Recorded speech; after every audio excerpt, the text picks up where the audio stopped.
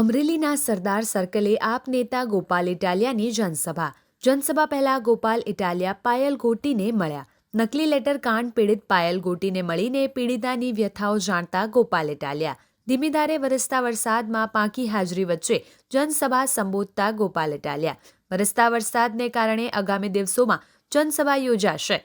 Gopal ઇટાલિયાએ police અને ભાજપના નેતાઓ સામે કર્યો પ્રહાર. ભાજપના નેતાઓએ અને પોલીસની એક ગેંગ બની છે જે દરેક જિલ્લામાં સક્રિય છે. પોલીસ ભાજપના ખોળામાં બેઠા છે તે 2027માં નીકળી જવાની છે. પોલીસ ભાજપની દલાલી કરે છે. ગુજરાત જોડો કાર્યક્રમ અંતર્ગત એક વિશાળ જનસભાનું આયોજન કરવામાં આવ્યું હતું, પરંતુ કમોસમી વરસાદના કારણે અત્યારે પણ આ વરસાદ ચાલુ છે, આપણે જોઈએ છીએ એમ વરસાદ હોવાના કારણે સભા આજે બંધ રાખવી પડી છે. ખૂબ મોટી સંખ્યામાં અમારા કાર્યકર્તાઓ ઉપસ્થિત રહ્યા, પરંતુ સતત વરસાદ ચાલુ રહેતો હોવાના કારણે આ સભા અમે આગળ ચાલુ રાખી શક્યા નથી. એટલે હવે પછી ફરીથી નવી તારીખ અને નવા સમય સાથે અમરેલીમાં આ સભા કરવાના આયોજનનું અમે નક્કી કર્યું છે.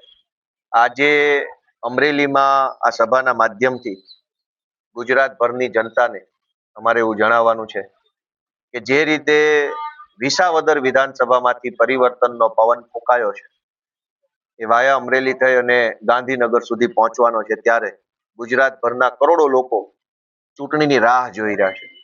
અનેક લોકો અત્યારે જેને પણ મળીએ છે એ રાહ જોઈ રહ્યા છે કે ક્યારે ચૂંટણી આવે અને ક્યારે આમ આદમી પાર્ટીને મત આપી અને ગુજરાતમાંથી તાનાશાહોને હટાવીએ.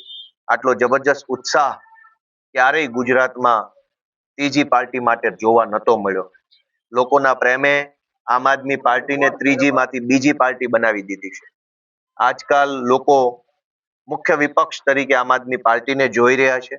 બીજા નંબરની મજબૂત પાર્ટી અને વિપક્ષની મજબૂત પાર્ટી તરીકે આમ આદમી પાર્ટીને જોઈ રહ્યા છે.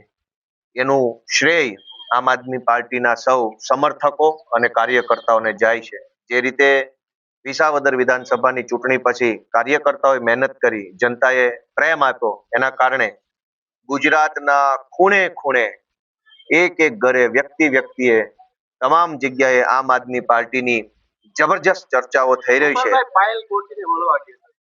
આજે હું પાયલબેન ગોટીને મળ્યો છું અને પાયલબેને મને કેટલાક પોલીસના કાગળો બતાવ્યા. એ કાગળોમાં સ્પષ્ટ રીતે એવું લખેલું છે કે પાયલબેન ગોટીની વિરુદ્ધમાં પોલીસ પાસે કોઈ પુરાવો નથી, એટલે પાયલબેનનું નામ ચાર્જશીટમાં લખતા નથી. જો પુરાવો જ નતો તો શા માટે અડધી રાત્રે પોલીસે પકડી લીધા? શા માટે સરઘસ કાઢ્યું? શા માટે માર માર્યો? શા માટે રિમાન્ડ લીધા? પુરાવો નથી એ વાત આખા ગુજરાતને ખબર હતી, તો ક્રાઇમ બ્રાન્ચના પોલીસ વાળા અને એસપી ને નહોતી ખબર? ખબર તો એમને હતી, પણ એમના રાજકીય આકાઓના ઈશારા ઉપર એક નિર્દોષ દીકરીનું સરઘસ કાઢનારાઓએ હવે કોર્ટમાં લખીને આપ્યું કે પાયલબેન ઉપર કોઈ આરોપ નથી, કોઈ પુરાવો નથી. બીજી વાત કે આજ અમરેલીના એસપી અને પોલીસ વાળાઓએ પોતાના રાજકીય આકાના ઈશારે આ કેસની અંદર 338 ની કલમ ઉમેરો માંગ્યો હતો. જે તે વખતે એફઆઈઆર લખાય ત્યારે એમાં કલમ 338 હતી નહીં. ધરપકડ થયા પછી અદાલતમાંથી કલમનો ઉમેરો માંગ્યો, અદાલતે મંજૂરી આપી કલમ ઉમેરવાની, અને ત્યારબાદ આ વખતે પોલીસે જે મને પાયલબેને જે કાગળ બતાવ્યા એમાં પોલીસે અદાલતમાં લખીને આપ્યું કે 338 ની કોઈ જરૂર નથી, 338 પ્રમાણેનો કોઈ ગુનો બન્યો નથી, એના કોઈ પુરાવા નથી, એટલે 338 હટાવી દેવી. જે પોલીસે પહેલા 338 લગાવવાની માંગણી કરી એ પોલીસ હવે હટાવવાની માંગણી કરે. એનો સીધો અર્થ એ થયો કે અમરેલી જિલ્લા પોલીસ, એસપી આ બધા જ લોકો ભાજપના હાથાઓ અને દલાલો બનીને કામ કરે છે. અને આવા દલાલોને મારે એટલી જ વિનંતી કરવાની કે તમે જે ભાજપના ખોળામાં બેસીને નિર્દોષ બેન દીકરીઓના સરઘસ કાઢી રહ્યા છો, એ ભાજપની સરકાર 2027માં નીકળી જવાની છે, જનતાની સરકાર આવવાની છે, ત્યારે તમારી શું હાલત થશે, કઈ જેલની કઈ કોટડીમાં ચક્કી પીસતા હશો, એટલું વિચારી અને ભાજપની દલાલી કરશો તો સુખેથી શાંતિથી જીવી શકશો.